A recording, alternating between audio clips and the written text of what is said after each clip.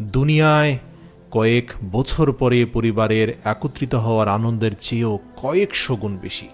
তারপর তিনি জান্নাতের নতুন সঙ্গী সাথীদের সকলের অভিবাদন শুনতে পাবেন এবং তারপর সে তার বিছানায় যাবে এবং সে তার বিছানায় আরাম করে হেলান দিয়ে বসবে। এই কথাটি পবিত্র কোরআনেও এসেছে, আরাম করে হেলান দিয়ে বসার কথা। এবং সে মেঝের দিকে তাকাবে, সে দেখতে পাবে তার বিছানাটাও সুন্দর মুক্তোর উপর স্থাপন করা হয়েছে এবং সে সবুজ, লাল এবং হলুদ কার্পেট দিয়ে মোড়ানো পথ দেখতে পাবে এবং সে তার বাড়ির ছাদের দিকে মাথা তুলে তাকাবে। তা এত সুন্দর আর এত উজ্জ্বল হবে যে যদি তাকে জান্নাতের জন্য সৃষ্টি করা না হতো তবে সেই ছাদের উজ্জ্বলতায় সে তার দৃষ্টিশক্তি হারিয়ে ফেলত।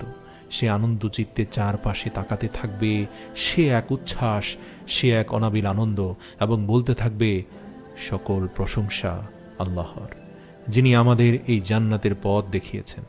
আল্লাহ সুবহানাহু ওয়া তাআলা আমাদের হেদায়েত না করলে আমরা কখনোই এই জান্নাত পেতাম না।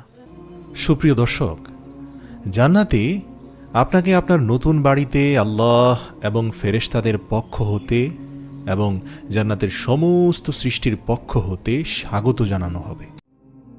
জান্নাতের নতুন বাড়িটা দেখতে কেমন হবে, এই প্রশ্নের উত্তরে হযরত আবু হুরায়রা রাদিয়াল্লাহু তাআলা আনহু থেকে বর্ণিত, তিনি বলেন, আমরা রাসূল সাল্লাল্লাহু আলাইহি ওয়াসাল্লামকে বললাম, হে আল্লাহর রাসূল, যখন আমরা আপনাকে দেখি আমাদের হৃদয় এত নরম হয় এবং আমরা মনে করি যেন আমরা পরকালের মানুষ।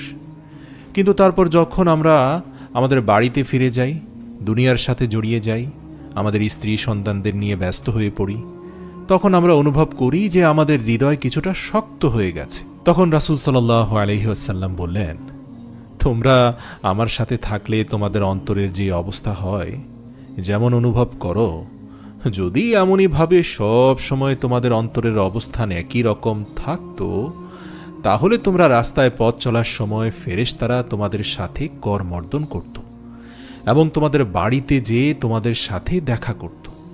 আর যদি তোমরা কোনো গুনাহ না করতে, তাহলে আল্লাহ সুবহানাহু ওয়া তাআলা তোমাদেরকে ধ্বংস করে দিয়ে